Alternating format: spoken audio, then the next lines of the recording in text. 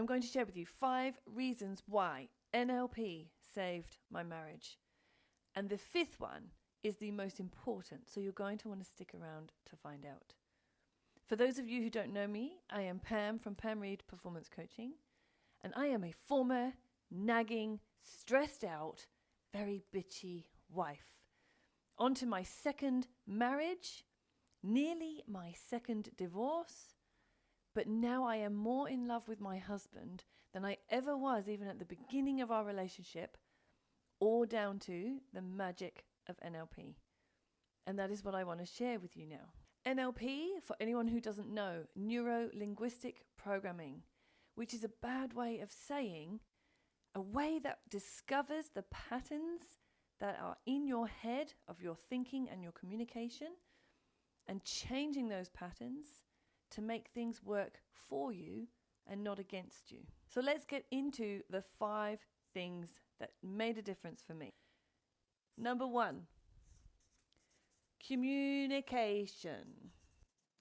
Yes, counselors tried to tell my husband and I it was all about communication. And these are the ways to communicate. Giving us little scripts that we could do.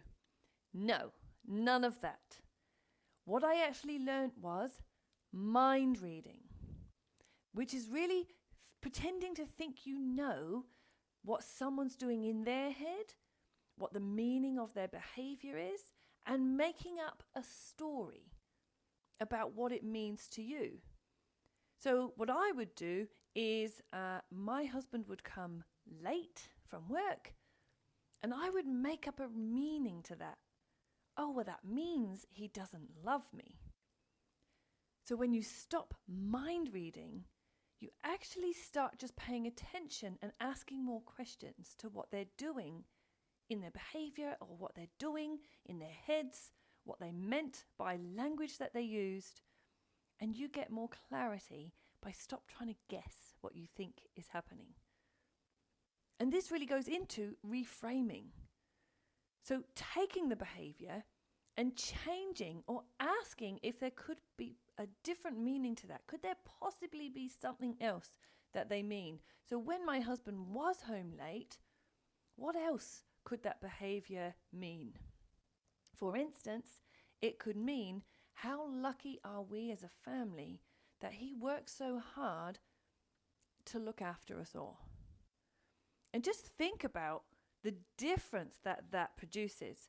When my husband walks in the door, I am no longer angry because I think it's a reflection on how much he loves me, but I'm grateful and thankful for how much he is caring for the family. Which moves us on to number 2, which is love strategies.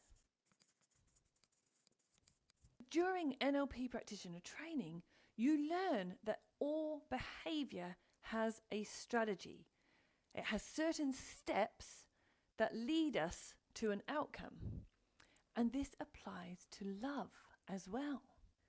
So knowing the steps that my husband needs to feel loved and knowing what I need to feel loved is so important.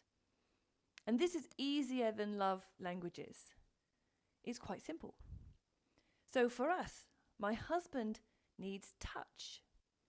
I need to be taken places and bought little gifts. So he would be touching me and pawing at me all the time, and I would be annoyed and feel like, you don't love me. I'd buy my husband silly little gifts all the time and presents and take him places, and he would say, I don't feel loved. But now we both know how to show each other just tiny little ways of showing each other that we love each other. And so we know how to fill each other's love cup up. And this makes a massive difference just to the daily life.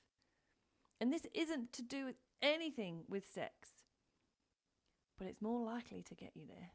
Number 3, anchoring. Now, anchoring is all around us. We are surrounded by anchors all the time. And what it basically means is that my husband would walk through the door and I would automatically feel annoyed and frustrated and pissed off. That is an anchor. When you feel an emotion or a state instantly, you are triggered, or it's like a button, that is an anchor. And so my husband became a negative anchor. And so I learnt during practitioner training how to change the negative association I had with him into a positive one.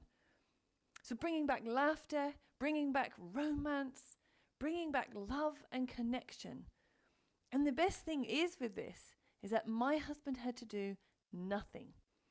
I did it all in my head, and I changed the association that I had with him. Number 4 is perception is projection. So let's just write projection. What this means is, from Carl Jung, we marry our unconscious minds and we spend the rest of our lives projecting onto them. So all the things that we don't like about ourselves or wish we had in ourselves, our shadow self, we project onto our partners. So everything I didn't like about myself, I see in my partner. He can be really calm and he can be really chilled out with things. Me, on the other hand, more highly strung, more busy, more of a warrior, more active. And so what happens is, initially you might be really attracted to someone who has those qualities that you don't have. But over time, if you don't sort your stuff out, you start resenting that in your partner. So rather than it being a quality that you find attractive, because it is something you are yearning for, you start to really resent your partner without knowing, of course, why you're doing it. And now this is why number 5 becomes the most important key in this whole package. Because that is clear your baggage.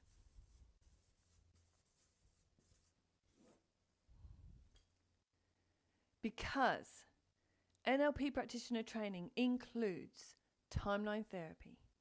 And I have spent 20 plus years in therapy and nothing worked like this.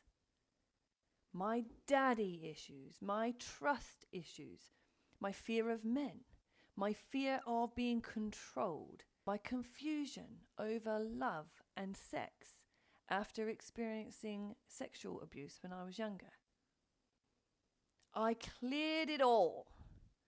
And that meant I am no longer bringing my baggage to the relationship.